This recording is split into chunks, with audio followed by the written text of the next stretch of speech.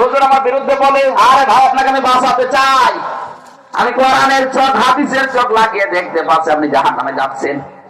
কথা বলেন না কেন? আমি চাই আপনি বেঁচে যান। এই জন্য খাওয়া পয়সা আল্লাহ আলাদা করে দিয়েছে। আর খাওয়া হিসাব বলতে আমি বুঝি অশ্লীলতা পুরুষ মানুষের চাইতে মহিলারা বেশি ছড়ায়। এই জন্য চুরি করার ক্ষেত্রে দেখবেন আল্লাহ পুরুষের নাম দিয়েছেন আগে, বা সারিকু ওয়াসারিকাতু। আর যেখানে অশ্লীলের কথা, জিনা ব্যভিচারের কথা, সেখানে আল্লাহ মেয়ে লোকের নাম আগে দিয়েছে। আর জানিয়াতু ওয়াজানি আগে মেয়ে লোকের নাম।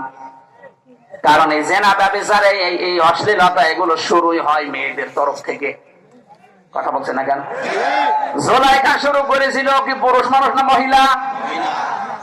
আল্লাহ এখানে ইন্না কায়দা কন্যা দিয়েছেন। জুলাইখা একা না, মেয়েদের চক্রান্ত বড় ভয়ঙ্কর। কিয়ামত পর্যন্ত যত মহিলা আসবে, এই মহিলারা যদি এই তিনটা বিষয় আঁকড়িয়ে ধরে, বাইরে গেলে সাজগোজ বেড়ে যায়, বাইরে গেলে পোশাক আকশাক হয়ে যায়, বাইরে গেলে মাথা হেলে দিলে চলে, এগুলো শয়তানের তীর, শয়তানের। আল্লাহ আমাদেরকে বাঁচান। ইন্না রাব্বাকা ওয়াসিউল মাগফিরা, আপনার রব বড় ক্ষমা নিয়ে বসে আছে। আমরা কেউ নৈরাশ না হই। এখনো সূর্য পশ্চিম দিকে ওঠেনি, এখনো তওবার দরজা খোলা আছে। 2টা 3টা করে যেহেতু চলছে, আর আমার শরীরে রোগ হয়ে গেছে 3টা বছর জেলে থেকে, এখন আমি স্বাভাবিক না। 10টার পরে জেগে থাকা নিষেধ। এখন